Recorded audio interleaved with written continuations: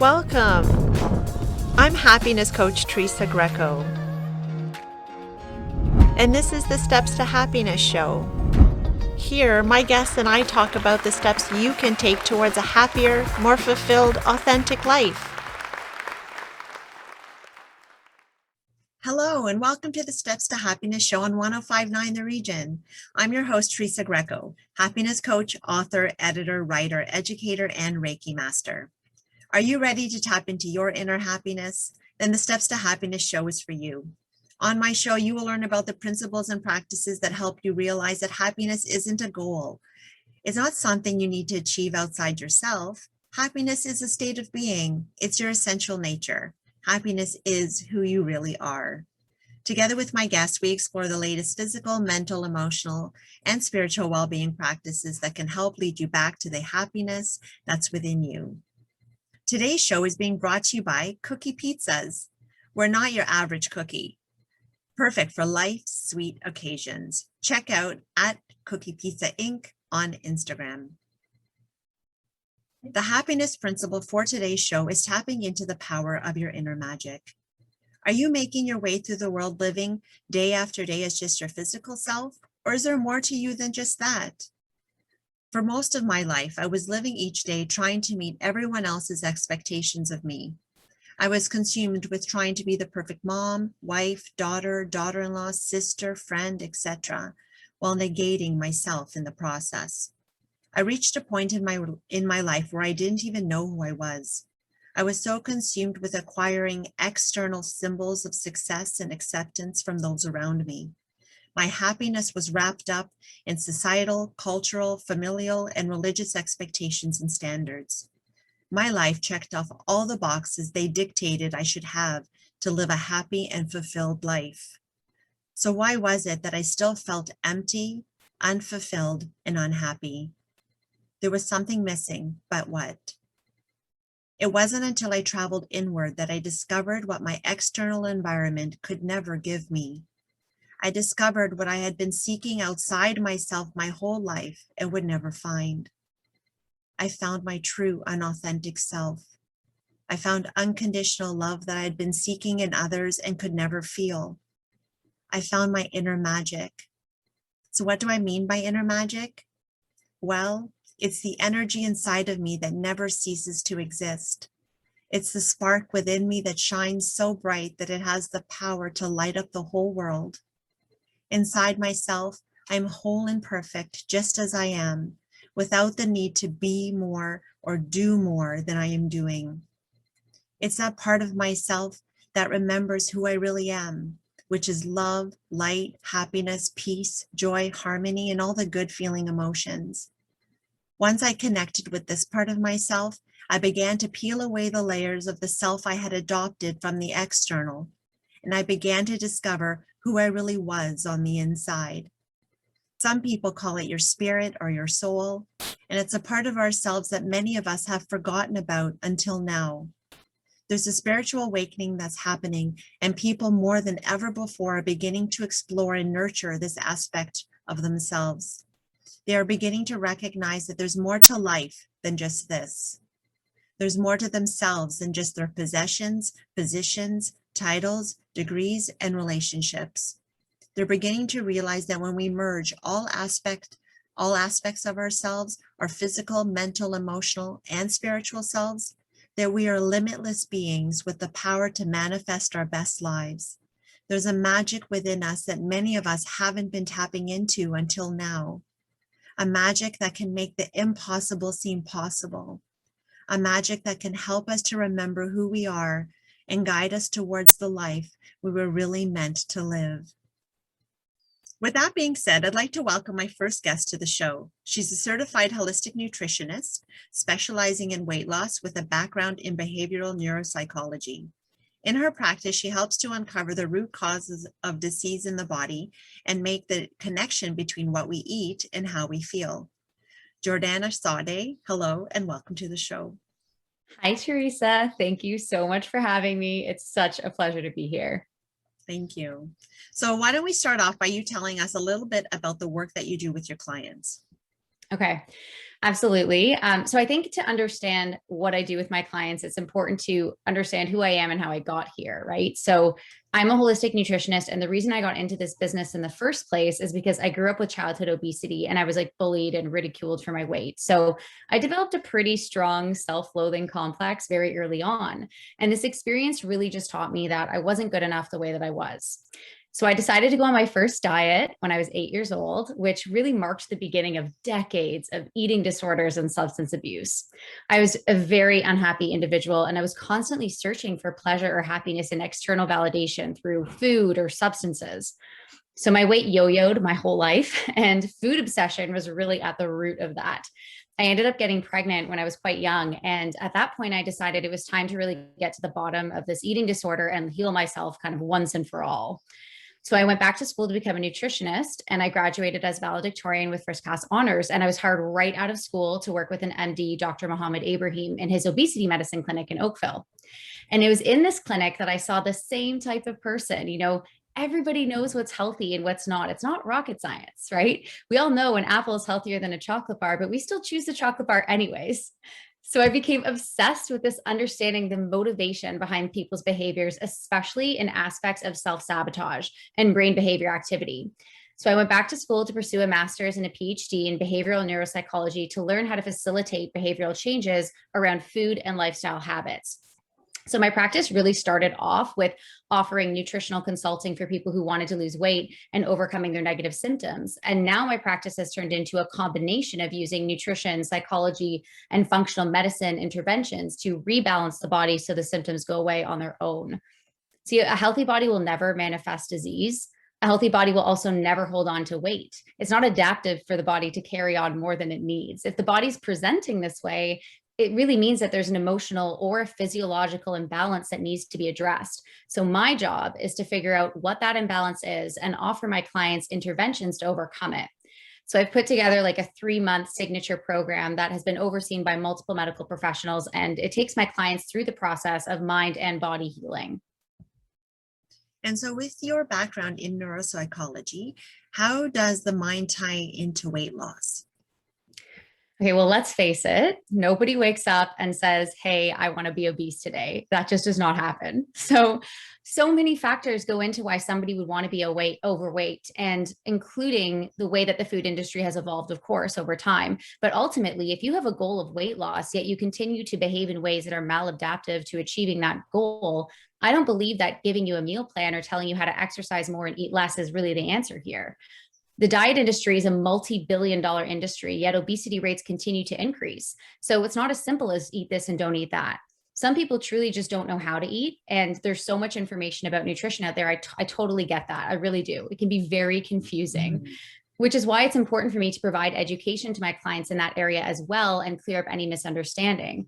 However, there's just many psychological factors that contribute to human behavior. And if you are continually eating past the point of feeling full, or eating more often than you need to, or choosing foods that make you feel like, for lack of a better word, crap, it's not a nutrition lesson that you need. You need to understand the motivation behind your behaviors and begin to rewire those negative thought patterns for whatever reason that have manifested in your psyche.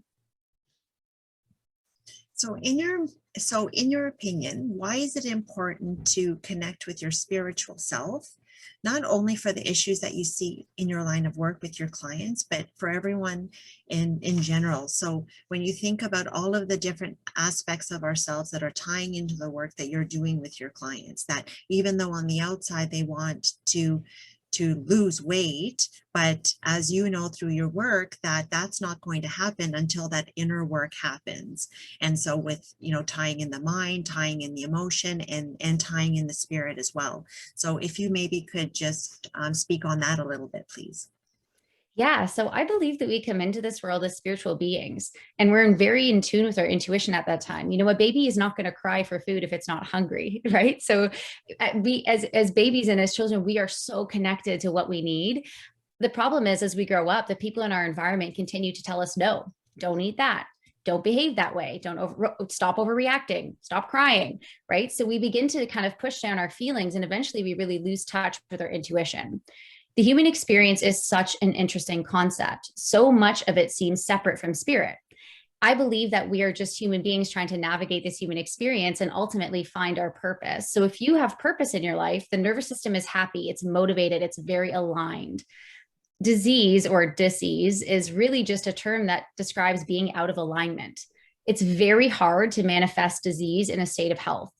Health to me is not determined by the number on the scale. That's just a way of measuring one aspect of a health metric, we'll call it. But from my personal experience and from what I see in my practice, so many of my clients have really lost their lust for life. They're disconnected with their purpose. And through practicing spirituality, whatever that may be for you, they're able to really find their purpose. And most of the maladaptive behaviors that human beings use to derive pleasure or find relief, like stress eating or eating out of boredom, end up really just disappearing on their own. So spirituality is really just kind of reconnecting with your intuition.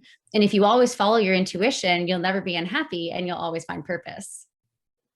I totally, anyone who listens to my show knows that I'm totally in alignment with what you just said. And so what tools do you use with your clients to overcome the issues that are impeding them from being their optimum physical self? Yeah, so I use a combination in my practice of behavioral psychology approaches, neuroscience, nutrition, and functional medicine to address their imbalances in a holistic way. It really is very different for everybody, depending on what their issues are. So, and where the root of their disease lies. However, it's also kind of the same. The body and the brain really need to work together to rebalance. There's that really good quote. It's to heal the body, you must first heal the mind. And because the body just really follows what the brain tells it to. So much of my work is spent trying to understand my client's subconscious mind and rewiring it to something that's significantly more adaptive to their goals. And so what would some of those strategies be to help them to do that? So there's a lot of different psychological approaches that you can use. Journaling is something kind of surface level that we talk about a lot, really identifying what your future self looks like. When we want to rewire the nervous system, we need to kind of create a new concept of the self. And because we have a lot of self-limiting beliefs that stem from our childhood that kind of keep us stuck in these positions, and we can't really transcend them until we know we create a new identity of the self. And so to do that, we do a lot of future self journaling, visualization. There's a lot of rewiring beliefs or thoughts. So I work with my clients one-on-one very, very closely. On a day-to-day basis, I receive messages, oh, I'm feeling this way. How do I rewire that? Or these are the thoughts. And I'm like, great, let's sit down, let's say this. And so it's really just kind of getting people to look at life from a different perspective, I guess. And so for those that might have encountered some past trauma going through the course of their life, how do you feel that really interferes with their happiness? So the short answer is trauma dysregulates the nervous system. It really is that simple. I work with so many people that really downplay their traumatic experiences, but the nervous system encodes them so deeply. It remembers everything. There's a big misconception about trauma. It doesn't need to be this huge event like a car crash or sexual assault or a parent dying. Like those are big T traumas. Trauma can also be how you internalize things like rejection or bullying. And for me, it was this kid I had a crush on in elementary school who called me fat during a gym class. Like I remember that so vividly.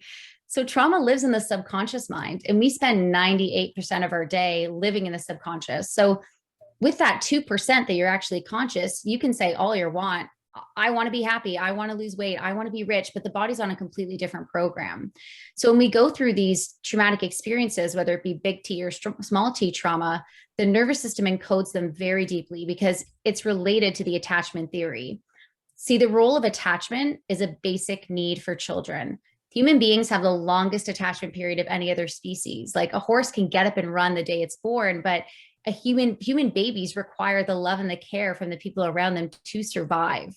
So when you're a child and someone tells you that something about you is not good enough, or someone tells you no, that child doesn't have the emotional capacity to understand it's not personal. The child hears, I'm not lovable, therefore I'm going to lose my attachment and I will die. This is like a threat to survival for the nervous system. This experience lives in the subconscious and it replays over and over again, even years later. And this is how you develop these self-limiting beliefs.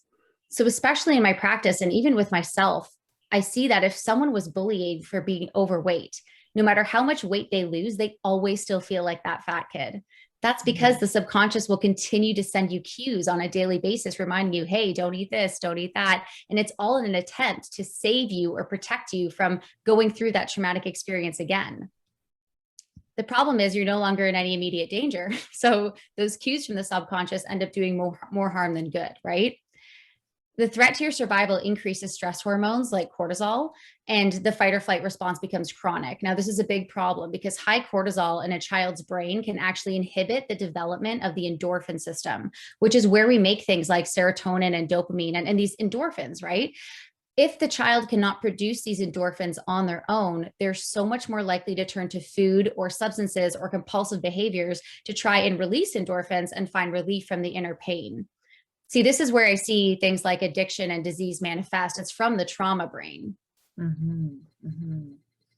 And so you, with your program, help people to identify what those traumatic moments are and to rewrite them or to let them go, forgive and let go.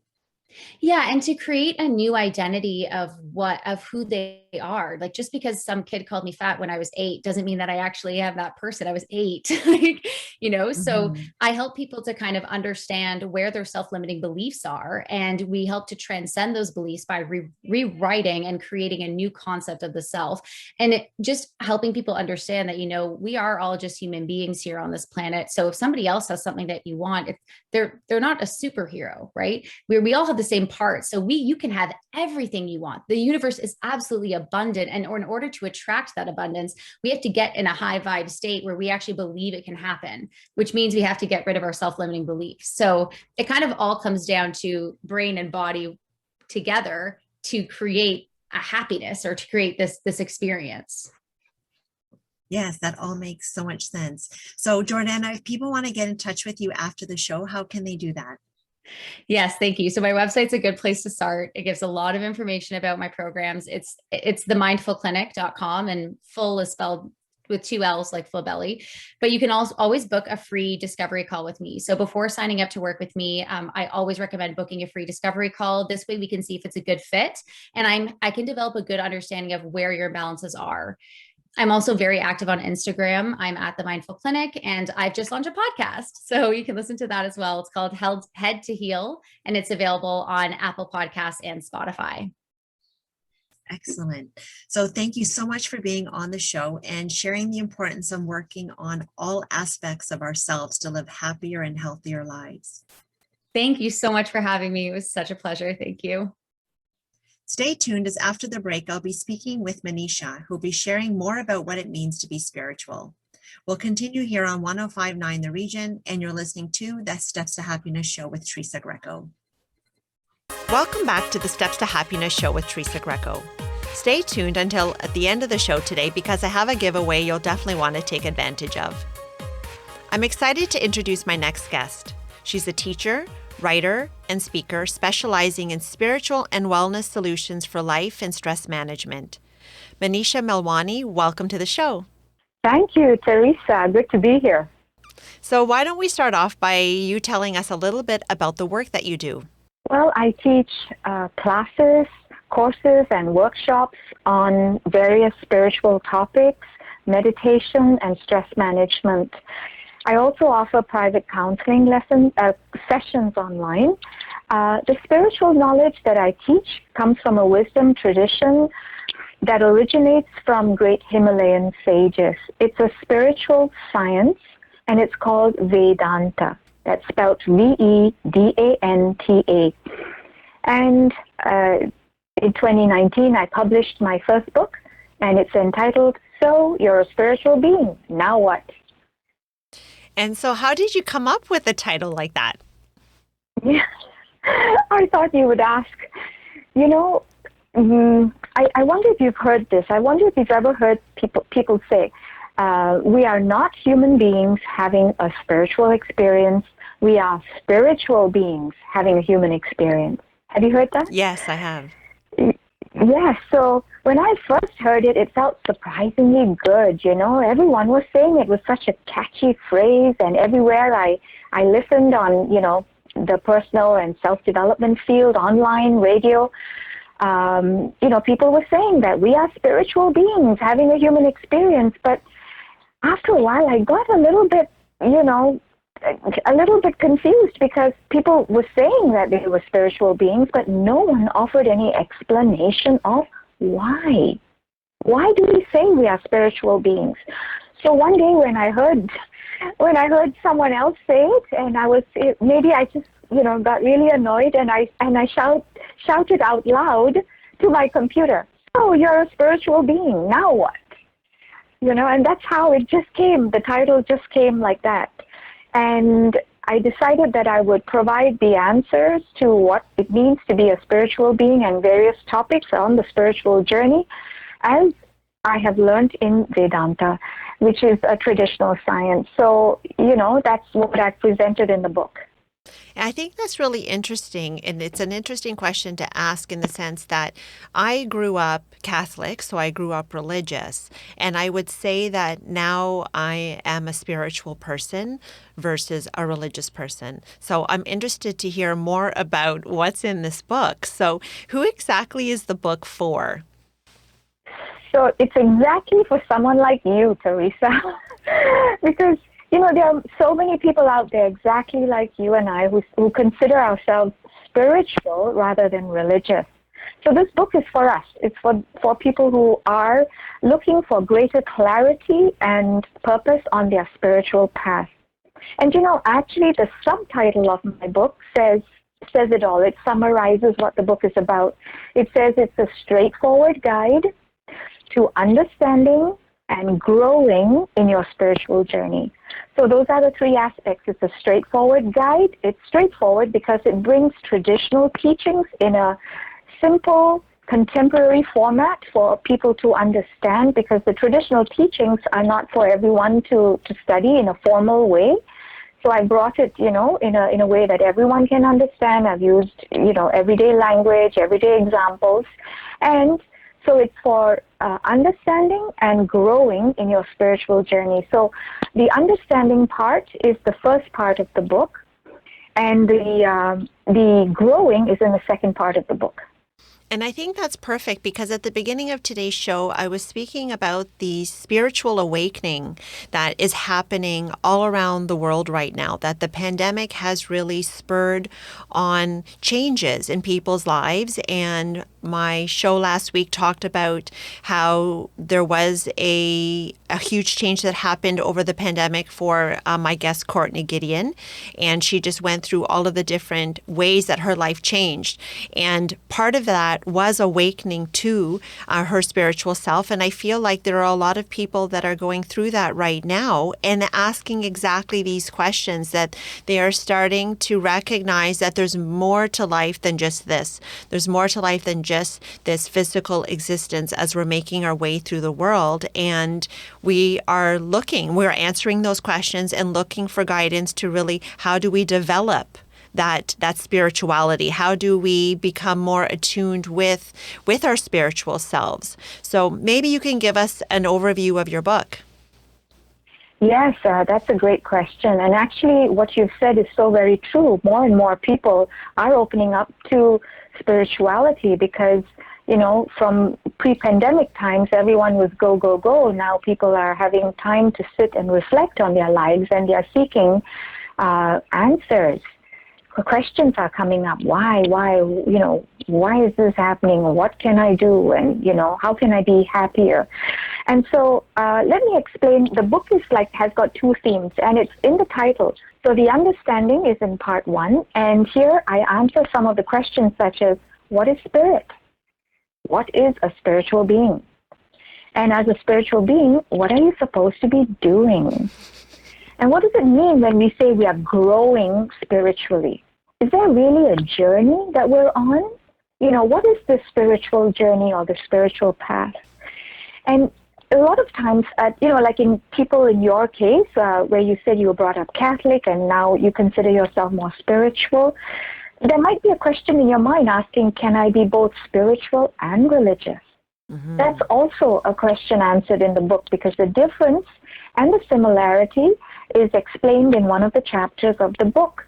The rarity of a human birth and how we can grow spiritually, having given this precious gift of a human life, and proof that we are spiritual beings. This is one of the things that, we want to know. Okay, prove it, How can we be spiritual beings? And then in part 2, now what? I start off with explaining what brings us to the spiritual journey, because if everything's going fine and dandy, nobody's looking for spiritual answers, questions to life, basically, because life is good. I'm happy. So what brings us onto the path? And once we're on the path, then I explain 3 simple disciplines that you can start right away. And then there are 3 chapters where I bring up specific disciplines that we can partake at our physical level, at our emotional personality level, and our intellectual level to help us grow at all levels of our personality. So the physical, the emotional, and the intellectual. So there is a chapter on meditation, the traditional perspective of meditation as taught by the Himalayan sages. And the last chapter is a wrap-up on the daily habits of a spiritual seeker. So it brings all the concepts in the second part together, and I share the most transformational habit of my life, which I know will help to transform the lives of the readers as well. Well, I think the book just is so inclusive. It really covers all of the different questions and practices that you would want to, ask of your life as well as implement in your life as well. So I think that's amazing. And so maybe if you could just answer really quickly, just because the show is about happiness, how important is it to tap into your spiritual self with respect to happiness? So how does tapping into our spirituality tap into happiness? So spirituality teaches that my true nature, when I say my, I mean I, all of us, our true nature is pure spirit. Pure spirit is a presence, the nature of which is happiness, bliss. This bliss and happiness is our true nature.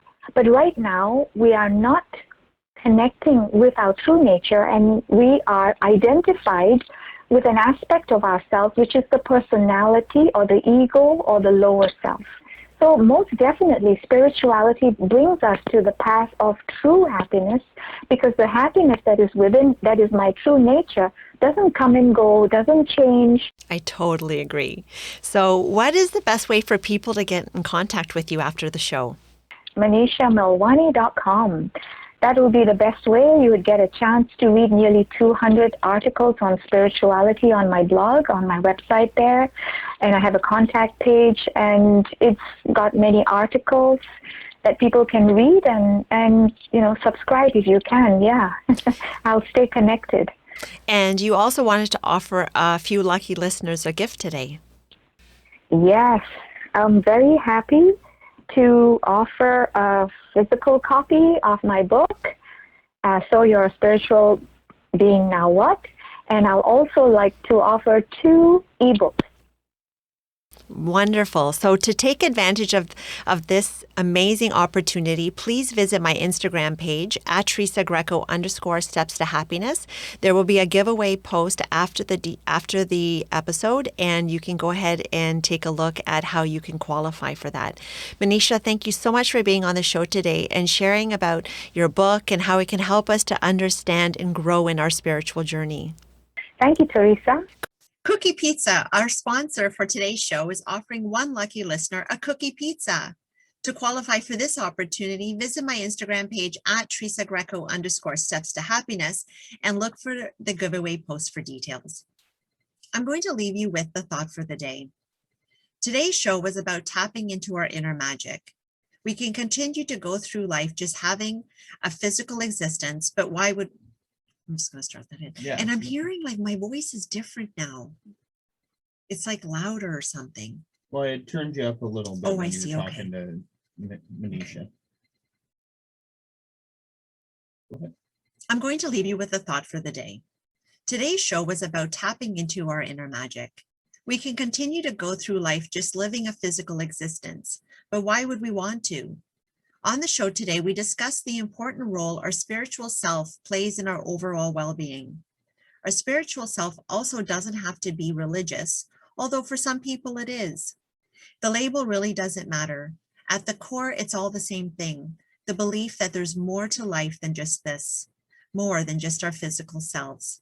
When we choose to tap into our magic that exists within us, it can help us to heal and let go of past trauma, upset, rejection, and guilt. It can help us to realize that we're powerful creators of our own lives. Our happiness lies in looking inward and remembering who we are at our core and tapping into the magic that lies beneath this physical shell that will unlock the life of our dreams. Thank you for joining me today, and I look forward to being with you again next Saturday. Interested in happiness and spiritual coaching and workshops? Go to teresagreco.ca. Email stepstotruehappiness@gmail.com. Follow on Instagram, Teresa Greco _steps to happiness, or on Facebook at Steps to True Happiness with Teresa Greco. This is the Steps to Happiness Show on 105.9 The Region.